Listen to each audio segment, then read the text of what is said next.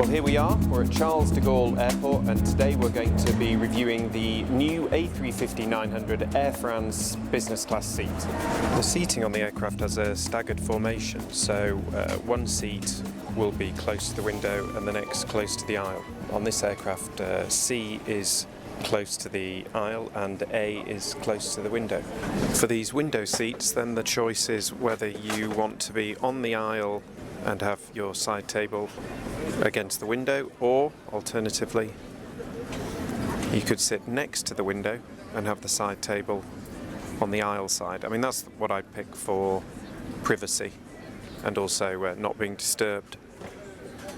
And so in that case you would go for row 2, so that would be 2A. Then ignore 3C, that's where I'm sitting. So this is seat 4A by the window. I'd definitely go for 2A, 4A, 6A, miss out 7C, those C ones aren't so good, and then 8A. Interesting point of these seats, okay, they have more privacy because they're by the window, but then they also have a slide just to give that extra bit, you know? Okay, so we're saying normally you'd avoid the C seats and the J seats, but in this case, with it being the front row, you just get that much more leg room, and also a lot of room on that side table. And that would be true on the other side, which is not C but J. Of course, one possible disadvantage is that you're so close to the galley. Unlike some of the other A350 combinations, the British Airways and the Air France, there seems to be a bit more room in the aisle. I mean, I guess the aisle is probably the same width, but because you don't have the doors as you do on Virgin and BA, it feels more roomy. I mean, there are overhead lockers above both the window seats and the centre seats, but the cabin does feel very roomy. You see there that sign at the front, welcome to the A350. For the centre seats, you really need to pick a row where the seats are next to one another, because otherwise you have just this very small side partition between you. You wouldn't really be able to talk to one another at all. So row 2 is good if you want to be with someone, and row 4 and 6. And I think there's a row 8 at the back as well. But the odd numbers in the middle, so 3, 5, 7, that means you have got a lot of privacy, or you're with someone that you don't really want to speak with. Unlike many of these seats, this one requires for takeoff and landing a shoulder strap.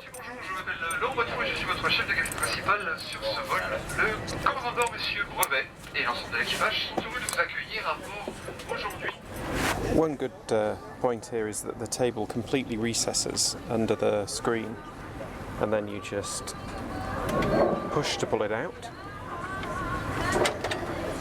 and then you can adjust it how you want it. So this is where you have the room for headphones. There's a decent amount of storage space in there, and also a vanity mirror. That is really the principal place for storing things on this new business class seat.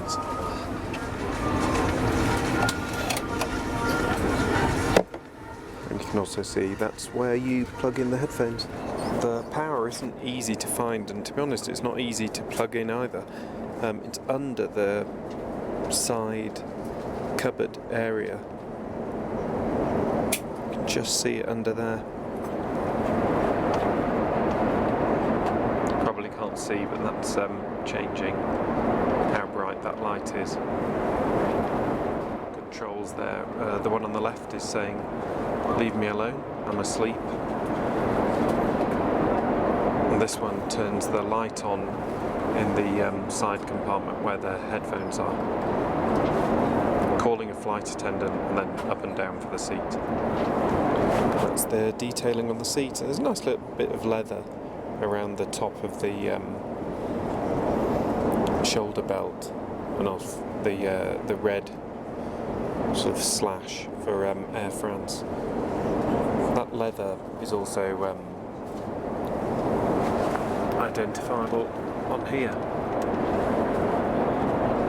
See there's room for a few items already filled with magazines. So despite leaving London and going to Paris to pick up this flight that's going to Toronto, I'm now flying back over London with that amazing view. There's plenty of times you get a view of London, but not normally for me, this high up. You can see the Thames just snaking away. So this is what the seat looks like as it reclines. Obviously there are different positions you can have on the way down, but the very helpful flight attendant is just doing this for me so we can see what it looks like. Now what's interesting is that there is actually no mattress topper at the moment. That's something that's coming. So it might seem like a mattress topper is a small thing, but imagine you're lying on this bed. Look at the gap there between the back of the seat and the seat pan. That's probably, I don't know, 2-3 inches, which is not going to add to your comfort. Now my understanding is that the mattress topper is coming, and how it will come is that it will be waiting for you at the seat, hanging from that thing here. I'll just show you. That pops out there. So it's going to be hanging there waiting for you. And then you've got the option, say if you're on a night flight, just to put it on the seat and then recline into a bed position. That armrest, which is either on the left or the right, depending on which side of the aircraft you're on, does go up and down. It doesn't go all the way up and down, but I think in the up position it gives you a bit more room for your shoulders and also a bit more protection from the aisle if you happen to be in one of these aisle seats, which is on this side C, so 3C, 5C, 1C as well. And that's the foot room that you get, or where your legs go. So then, here we are on board. It's a surprisingly spacious seat in many ways. It's based on the Optima seat, which is the same one as the United Polaris. It's in a staggered formation, as we've already described. It has a good amount of space for working, and also, you know, if you're doing some work and then, for instance, the drinks or the appetizers come, you want to carry on working, there's enough room for that to happen at the side of the seats. In one way, this choice of being on the aisle or being on the window seat, it doesn't make any difference, because you don't have to step over anyone to get into to get to the aisle and go to the washroom or whatever. So it's a 1-2-1 configuration, but it does at least give you the choice of either being by the window, if that's what you want, look out the window, have that kind of light, or just being, as I am, in a C seat, and a window seat, just having the aisle right by me. I guess one advantage of being here on the aisle is that I've got all my stuff here. I feel secure because I've got that stuff there, and I can fall asleep. I still think I'd probably go for one of the A seats, so like 2A in front of me as opposed to 3C, because you've just got more seclusion and certainly more privacy, and certainly for a night flight where I just wanted to sleep, I'd do everything I could to get one of those, or one of the centre seats where they're close together, but you've got the window up. I think those are the best centre seats. So those are the ones that are in E, 2, 4, 6, 8, and on my side of that would be an E seat. There's loads of room to work, so this table is very firm. There's a good power source, although I have to say my power doesn't work, but that's just a quirk of this seat. So I've got actually my colleague and friend Andreas over there, who's actually my power lead for the computer, is going over to his seat, and he keeps like yanking the power out, but still it's very nice of him to do it.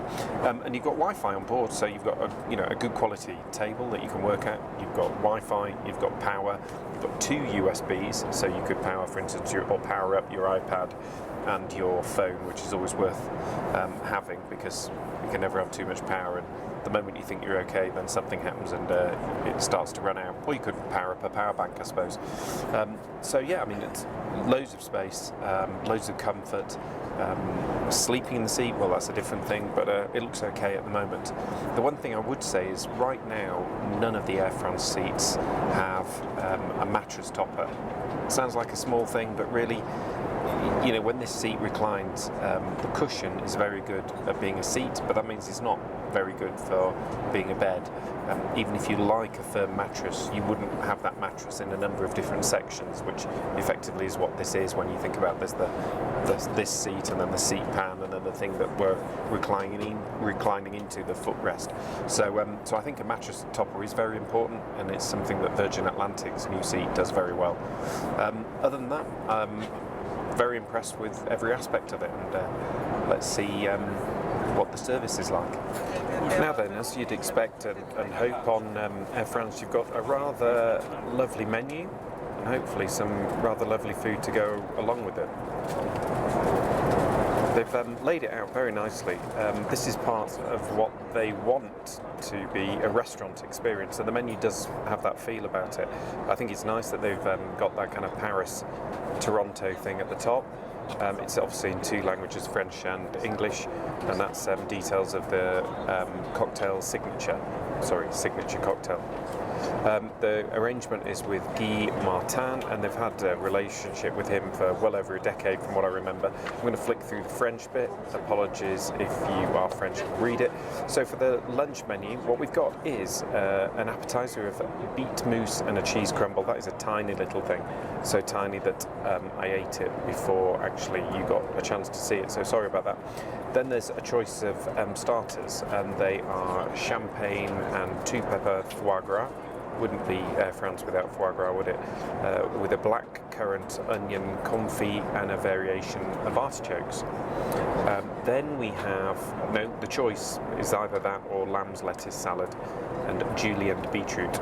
Main courses are spring lamb stew, flavoured with rosemary, chicken confit, pan-fried shrimp, and the veggie option is zucchini cannelloni. Then you've got cheese, which says goat's cheese, Cantal PDO cheese, and camembert. Dessert, mango passion fruit dessert, tarte tropézienne. I mean, I got a good French accent. And then a choice of fresh fruit, ice creams, and sorbets. You couldn't also, if you're in a rush, just have the express lunch. Basically means you had the cold stuff. And then just before we land, the choice will be butternut squash. Well, actually, no choice. The choice will be a butternut squash and carrot flan, goat's cheese and pear on toast. So if you demand meat, you're in, you're out of luck. And the dairy product fruit is quark cheese, dessert raspberry financier cake, and madeleine cake. And a good choice of wines. The champagne is Charles Heidsick, two whites, both on board, Sancerre, La Châtellenier, let's just give up, let you read it, and a Puy Frisé, and then the reds are a Bordeaux and a Rhone, Châteauneuf de Pape. So we're just coming to the end of the flight now, so time for a verdict on the seat. From one point of view, it's kind of an odd one because unlike the new seats on the A350 for Virgin Atlantic and British Airways, Air France already had got a direct-to-aisle access for its seats. It always had a 1-2-1 on the 777. So it's not an improvement on the 777. Having said that, the aircraft is an improvement on the 777, and this seat is, perfectly respectable. It's fully flat, and it's very comfortable, both for sitting, working, and sleeping.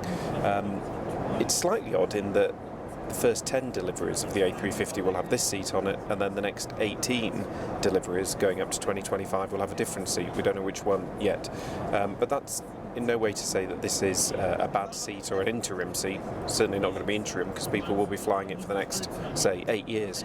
But I think it's comfortable, it's a pleasure to be on, and if you're on a long-haul flight in it, I think you'll have no problem getting your work done and getting sleep if it's a night flight.